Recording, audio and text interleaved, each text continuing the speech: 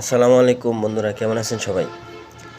আপনারা ভিডিওতে দেখতে পাচ্ছেন যে জিনিসটা, সেটা হচ্ছে কাঁচামরিচ।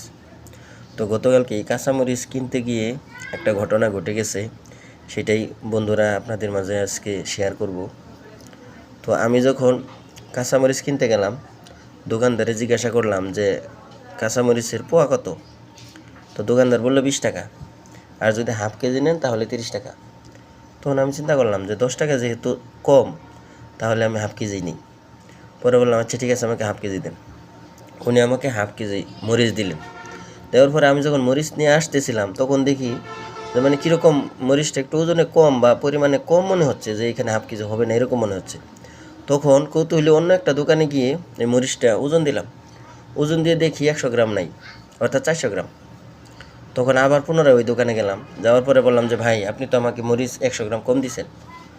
পরে দোকানদার বলল, ও আচ্ছা ভাই, আমার তো মেশিনটা একটু সমস্যা, এই জন্য হয়তো বা ওজনটা কম হয়েছে, দেন আপনাকে আমি ঠিক করে দিচ্ছি। পরে উনি আবার ওজন দিলেন, দিয়ে আবার 100 গ্রাম মরিচ সহ 500 গ্রাম মরিচ আমাকে মিল করে দিলেন। আচ্ছা, এখানে সবচেয়ে বড় কথা হচ্ছে যে আমরা যখন বিভিন্ন সময় বিভিন্ন দোকানে কেনাকাটা করতে যাই, তখন দোকানদাররা যখন আমাদেরকে অফার দেয়, এটা আমাদের অবশ্যই মাথায় রাখতে হবে যে এত সহজে কিন্তু ওনারা আমাদেরকে অফার দেয় না।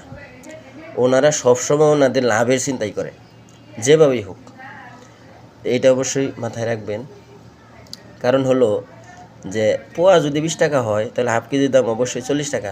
তো 40 টাকার মধ্যে 10 টাকা ছাড় উনি আমাকে কেন দিচ্ছেন বা কেন দিবেন ওনারা? তো এখানে অবশ্যই কোনো কারণ আছে, না হলে এত তাড়াতাড়ি এত ছাড় 10 টাকা হাফ কেজির মধ্যে, তাহলে তো এটা অসম্ভব ব্যাপার। তো এই জন্য দেখবেন যে অনেক দোকানদাররা এটা কারচুপি করে, ওজনে কম দেয়, অথবা ভালো জিনিসের মধ্যে 2 নম্বর জিনিস ঢুকাই দেয়, তারপরে ওনাদের ব্যবসা থাকে। এই জন্য যখনই যাই কিছু কিনতে যান, বিশেষ করে যখন অফার পাবেন, তখন অবশ্যই ওইটা আরও খেয়াল করে খুব মনোযোগ সহকারে ওই জিনিসটা কেনার চেষ্টা করবেন, তাহলে আপনি ঠকবেন না। ধন্যবাদ। সবাই যেন একটু সচেতন হয় এই ভিডিওটা দেখে, সেই জন্য ভিডিওটা শেয়ার করলাম। তো আপনাদের সবার জন্য শুভকামনা। ধন্যবাদ সবাইকে।